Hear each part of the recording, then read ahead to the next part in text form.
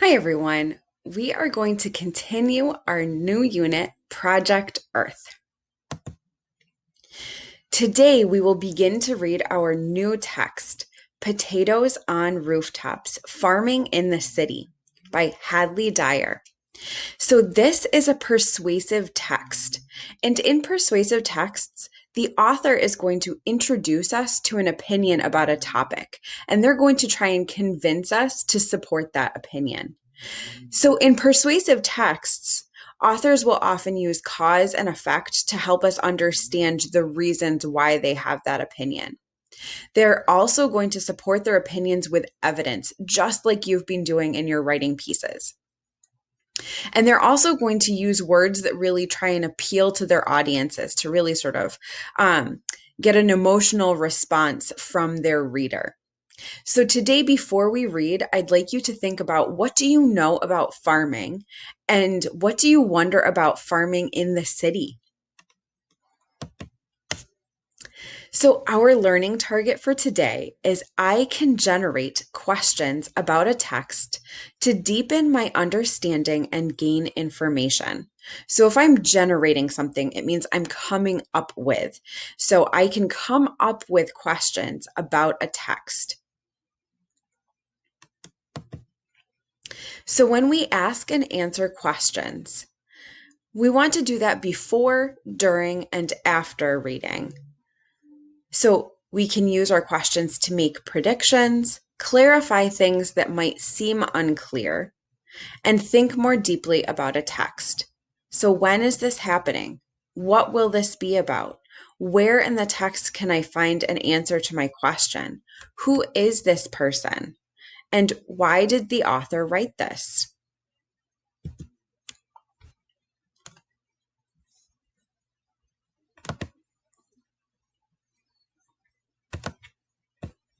So we're going to look at potatoes on rooftops.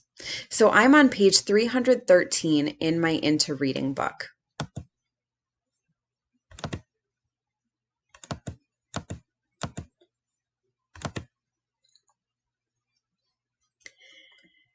Changing the urban landscape. Okay, so when I see the word urban, it tells me that it's something related to a city. So before I start reading, I want to know, in cities, can you grow anything?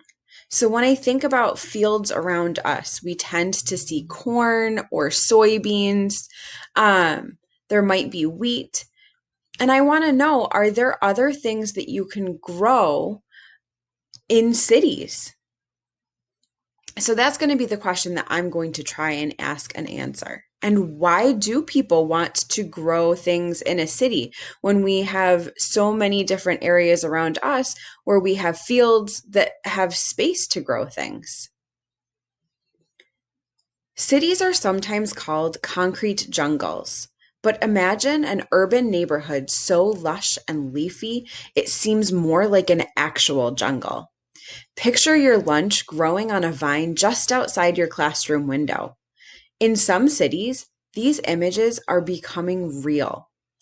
About 800 million people grow food in urban areas, from humble herb patches to state-of-the-art farms, and their numbers are growing.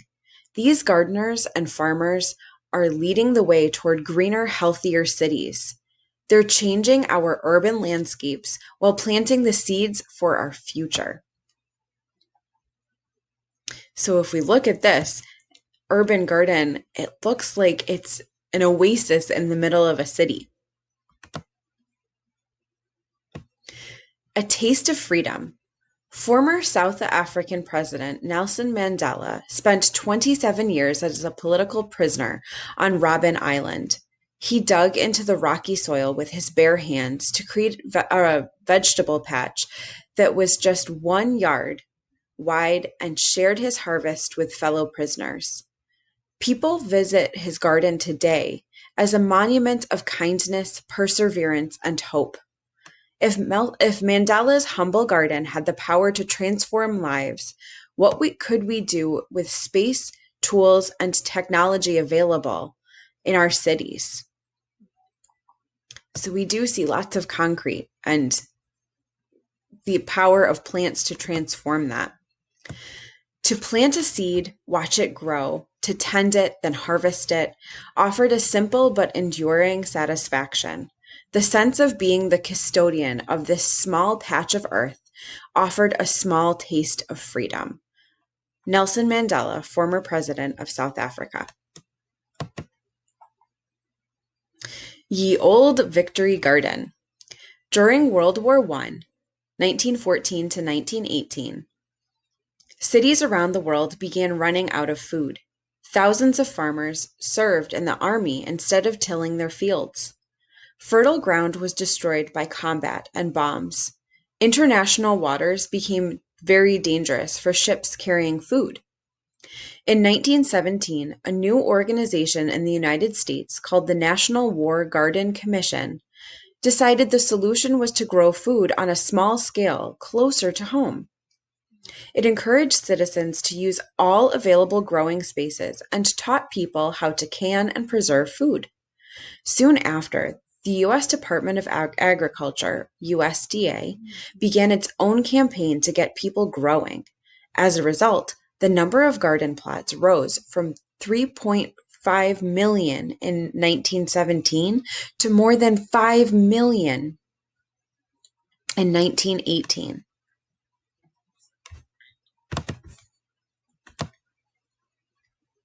So a plot is like a small patch of land. Everyone who creates or cultivates a garden helps. This is the time for America to correct her unpardonable fault of wastefulness and extravagance. President Woodrow Wilson, 1917. So these are commercials for people to plant a victory garden to help with the war effort. Another victory for gardens. During World War II, from 1939 to 1945, the War Food Administration and the United States created the National Victory Garden Program. Its goal was to recreate the huge success of the gardening movement during the previous war. This time, the results were even more astounding. The USDA estimated that more than 20 million plots were planted during the war. By growing fruits and vegetables, people felt they were contributing to the war effort. They were ensuring that the country and its soldiers had enough to eat and freeing up resources needed in wartime. For example, metals and other materials normally used in food production could be put to military use instead. Railroad cars carried less food, allowing them to carry more munitions. In the United States, the Fenway Victory Garden of Boston and the Dowling Community Garden of Minneapolis are the last remaining victory gardens from the wars.